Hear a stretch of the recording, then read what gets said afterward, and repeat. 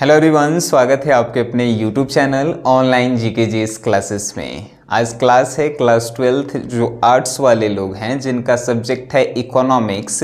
और जो model paper आया है ना बिहार बोर्ड की तरफ से ऑफिशियली मॉडल पेपर, उसी का जो है लघुत्तरीय क्वेश्चन का जो है हम आंसर अपनी भाषा में बउआ वाला भाषा में जो है आपको समझा रहे हैं, है कि नहीं। तब 15 को के पहला ही बता दिए हैं, आज सवेरे ही तो बताए हैं। और आज 16 से 30 तक ओकरा बाद खेला खत्म हो गई। सब बता दिए हैं, हिस्ट्री बता दिए हैं, पॉलिटिकल साइंस बता दिए हैं, ज्योग्राफी बता दिए हैं, साइकोलॉजी बता दिए हैं, इकोनॉमिक्स वो बता दी थी। एक बाद कोनो आर्ट्स के हम नहीं बताएंगे, ठीक है ना। अब देखिए प्रश्न देख लीजिए कि 16 नंबर है कि अनैच्छिक बेरोजगारी क्या है। अनैच्छिक बेरोजगारी एगो इच्छा से आदमी बेरोजगार रहता है और एगो बिना इच्छा के बेरोजगार रहता है। तो अनैच्छिक जो है बिना इच्छा के बेरोजगार। अब कहें कि समझे में नहीं आई तो समझिए कैसे। जैसे मान के चलिए कि एगो लेबर के जो है डेली के 400 रुपया मिलता है, लेकिन वो 300 रुपया पर भी काम करेला तैयार है, फिर भी उसको काम नहीं मिल रहा है। उस बेरोजगारी को कहेंगे हम लोग अनैच्छिक बेरोजगारी। लिखेंगे कैसे कि जब कोई व्यक्ति अपनी इच्छा के अनुसार नहीं, अनिच्छा के अनुसार भी बेरोजगार होता है, उसको हम लोग कहते हैं अनैच्छिक बेरोजगारी। कोनो तो इच्छा के अनुसार बेरोजगार रहता है। जैसे कैसे हम कहेंगे, जैसे कोई मजदूर कि 500 रुपया देव तो हम करबवा काम, अन्य तर घरे बैठल रहम, तो वो इच्छा के अनुसार बेरोजगार है। लेकिन यहाँ पे अनैच्छिक पूछा है। अनैच्छिक मतलब कि वैसे बेरोजगार लोग जिनको इच्छा है काम करने की, लेकिन उनका काम मिल ही नहीं रहा है। 10 रुपया कमों में वो काम करेंगे लेकिन मिल ही नहीं रहा है, उन्हें जो है अनैच्छिक बेरोजगारी कहते हैं, ठीक है ना। नेक्स्ट प्रश्न है कि उदासीनता वक्र किसे कहते हैं। उदासीनता वक्र जो है उस वक्र को कहते हैं जिसमें उपभोक्ता के व्यवहार, उपभोक्ता मतलब कि ग्राहक के व्यवहार को दर्शाया जाता है कि ग्राहक जो है जो सामान मेरे यहाँ से खरीद के ले गया है उससे कितना संतुष्ट है, इसी वक्र को दर्शाता है, उसे हम लोग उदासीनता वक्र कहते हैं। नहीं समझे, फिर से समझिए। उदासीनता वक्र ऐसा वक्र है जो ग्राहक के व्यवहार को दर्शाता है कि वह जो है उस वस्तु से कितना संतुष्ट है। एग्जाम्पल आपको दें, जब आप फ्लिपकार्ट पे जो है किसी फ्लिपकार्ट पे, अमेजोन पे यानी ऑनलाइन शॉपिंग करते हैं तो नीचे जो है स्टार के ऑप्शन आता है, ठीक है ना। स्टार, अगर आपको कोनो बढ़िया वस्तु दे दिया तो आप 5 गो स्टार दे देंगे, अगर कोनो खराब दिया तो 1 स्टार नहीं देंगे, कोनो 2 गो स्टार देता है, कोनो 3 गो। वो स्टारवे के कहल जाता है उदासीनता वक्र। वही से कंपनी जान जाता है कि हमार ग्राहक हमार सामान से कितना संतुष्ट है और कितना असंतुष्ट है, ठीक है। नेक्स्ट प्रश्न है कि सामूहिक मांग की व्याख्या कीजिए। सामूहिक मांग मतलब कि समूह में किसी वस्तु का मांग को ही जो है कहते हैं सामूहिक मांग। जैसे बाजार में जो है कोनो एगो चीज बिका रहा है, ठीक है। जैसे मान के चलिए हम जैसे एगो एग्जांपल लेते हैं कि सेब जो है 1 किलो है, 1 किलो बाजार में सेबे है, ठीक है ना। वो जो है 5 गो आदमी के चाहिए, हमरो चाहिए, आपको भी चाहिए, आपके दोस्त को भी चाहिए, हमरो दोस्त के चाहिए। 1 किलो हईले है तो कौनो कहेगा कि नहीं 1 गो ले लेंगे, नहीं, कोई लेगा 1 किलो लेगा। तो ये जो है सामूहिक मांग हो गया। तो सामूहिक मांग उस मांग को कहते हैं कि बाजार में एक ही वस्तु का बहुत सारा डिमांड हो, मांग हो, उसी को जो है हम लोग सामूहिक मांग कहते हैं, ठीक है ना। ये सब इकोनॉमिक्स के सबसे आसान बउआ वाला प्रश्न में से आता है, जो कहते हैं आप लोग की इकोनॉमिक्स हार्ड है, हमारा तो आज तक नहीं लगलक। देखिए, औसत आगम तथा सीमांत आगम के बीच संबंध की व्याख्या कीजिए। औसत आगम किसे कहते हैं। औसत आगम मतलब कि आप कोई वस्तु बेचे हैं और उस वस्तु पे जो है कितना आप कमाए हैं, उसी को औसत आगम कहते हैं। फॉर एग्जाम्पल मान के चलिए कि मैगी 5 रुपये वाला पैकेट देखे हैं ना, मेरे पास 10 गो मैगी है, ठीक है ना, उसको जो है हमने 50 रुपया में बेचा। 10 गो मैगी को जो है हमने 50 रुपया में बेचा। अब जितना रुपया में आप बेचे हैं आज जे गो मैगी बेचे हैं, इसको भागा देके जितना आएगा उहे कहलाएगा औसत आगम, ठीक है। ये औसत आगम का है, समझे, यानी कि कोई वस्तु कितना में आप बेच रहे हैं उसको औसत आगम कहेंगे। लेकिन यहाँ पे एक वाव है कि सीमांत आगम किसे कहते हैं। सीमांत आगम उसको कहते हैं कि वस्तु जब हम जैसे 50 रुपया में बेचें तो कोनो नहीं कहता है कि नहीं 2 रुपया कम बा, 48 रुपया में दान है। तो 48 रुपया में आप 10 गो मैगी बेच दिए, 2 रुपया के घाटा हुआ कि नहीं हुआ। तो जो घाटा लगता है या नाफा होता है, कभी कोनो तेज रहता है दुकानदार तो नहीं कहता है कि मैगी नहीं हवा 5 रुपये ज़्यादा देबो तब हम देबो।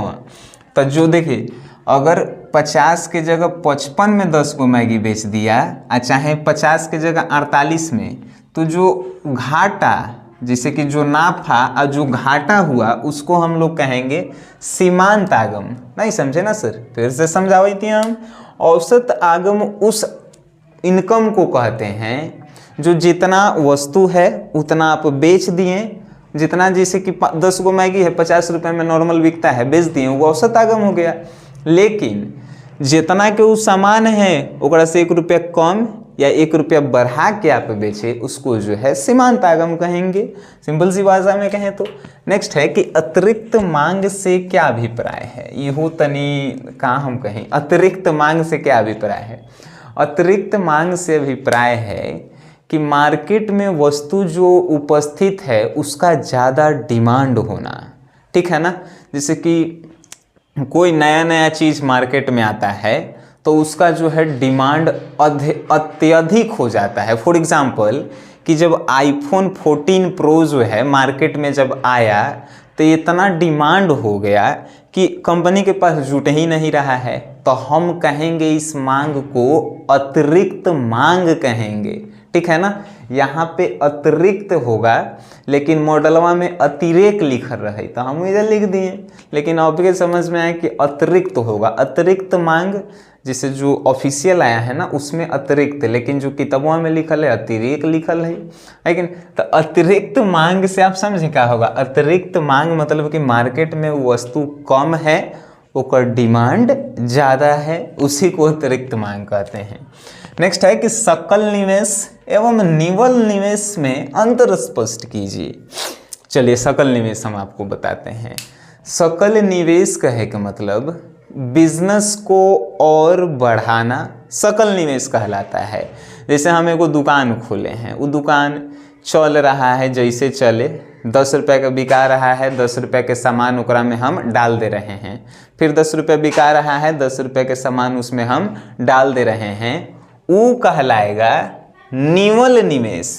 लेकिन जब 10 रुपये के बिका रहा है हम जो है घर से 20 रुपया उसमें इन्वेस्ट कर रहे हैं, इस प्रकार के निवेश जो हैं सकल निवेश कहलाते हैं।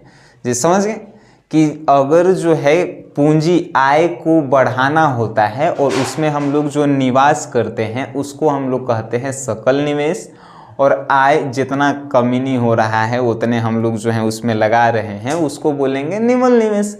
दुनिया का सबसे आसान प्रश्न आप पढ़ रहे हैं। अब देखिए पूर्ण प्रतियोगिता क्या होता है। ये पूर्ण प्रतियोगिता भी जो है कहें तो एक प्रकार की जो है मार्केट की प्रतियोगिताएं हैं।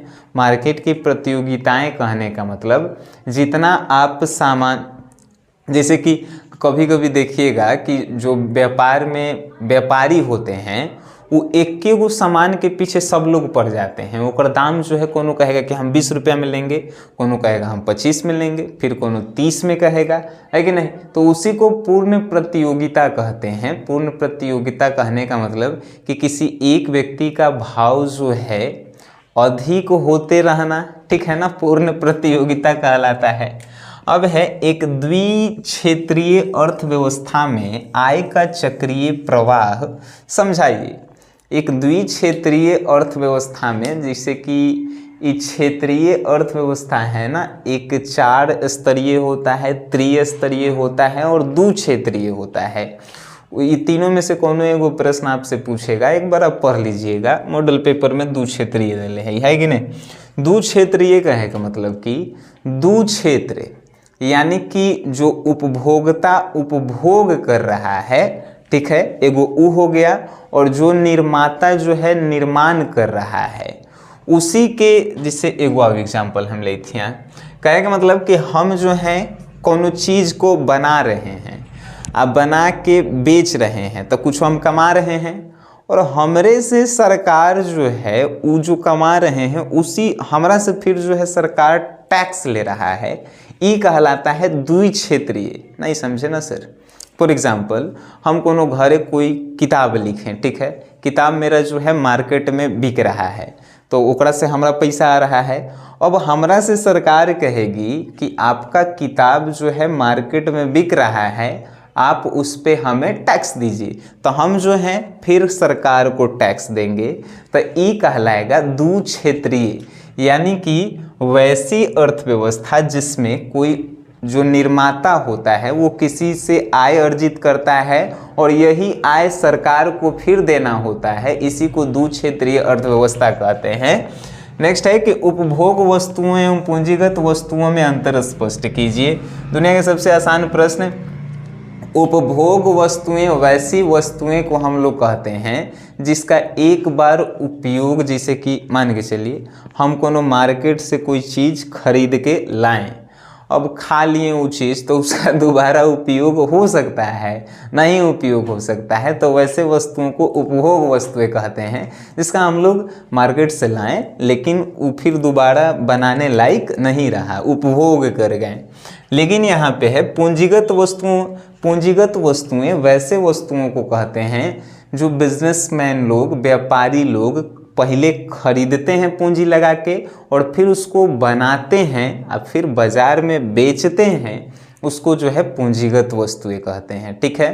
उपभोग वस्तुएं जिन्हें हम लोग जो है ग्राहक लोग एक बार उपयोग करते हैं उसके बाद दोबारा उसका उपयोग नहीं कर सकते हैं, लेकिन पूंजीगत वस्तुएं पूंजी लगाकर कोई खरीदता है और उसको फिर डेवलप करके बढ़िया से बना के उसको बेचता है, उसे जो है पूंजीगत वस्तुएं कहते हैं। प्रश्न है नेक्स्ट कि सकल राष्ट्रीय आय की गणना में किन मदों को शामिल नहीं किया जा सकता है। सकल राष्ट्रीय आय जब अगर क्या बोलते हैं उसको सकल राष्ट्रीय आय निकालल जाए तो उसमें कौन कौन सी ऐसी बातें हैं जिसको शामिल नहीं किया जाता है। ठीक है ना, प्रश्न ये पूछा है। जैसे राष्ट्रीय आय जब निकालल जाता है तो उसमें जो है क्या क्या चीज़ें जो है शामिल नहीं किया जाता है। तो शामिल नहीं किया जाता है उसमें पहला कि आप जो निजी चीज़ बनाए हैं, जैसे उसमें समस्याएं यही आती है ना कि कोई कोई लोग जो हैं खुद बनाते हैं घर में और खुद जो है उसको जो है बेच देते हैं, सरकार को उस पर किसी भी प्रकार की टैक्स नहीं देते हैं, तो ये एगो समस्याएं हैं। लिखेंगे कैसे, तो कोई व्यक्ति जो है अपना जो बात होता है, बात कहें नहीं ऐसे लिखेंगे कि पर्सनली निजी टैक्स जो है कोई व्यक्ति नहीं चुकाता है, ये भी एक समस्याएं हैं। ठीक है ना। दूसरा है कि कोई व्यक्ति जो है अपने बिजनेस को रजिस्टर्ड नहीं करवाते हैं। जैसे मान के चलिए हम पढ़ा रहे हैं तो हम अपन कोचिंग के जो है रजिस्टर्ड नहीं करवाए हैं, ऐसे ही चल रहा है, तो उससे सरकार टैक्स थोड़ी ले रही है। काहे कि सरकार के नज़र में तो मेरा कोचिंग है ही नहीं, हम तो अपन नाम से कोनो नाम से खोल रहे हैं, चला रहे हैं, तो वो जो है सरकार के नज़र में राष्ट्रीय आय नहीं गिनती होगा। तो ये भी जो है वो समस्याएं हैं। ठीक है कि नहीं। साख नियंत्रण के प्रमुख उद्देश्यों का वर्णन करें। बाहरे क्वेश्चन। साख मतलब विश्वास होता है। साख नियंत्रण के प्रमुख उद्देश्यों का वर्णन कीजिए। साख नियंत्रण का प्रमुख उद्देश्य यही था कि किसी भी देश का जो आंतरिक आय है उसमें वृद्धि होता रहे। ठीक है ना, इसीलिए साख नियंत्रण किया गया।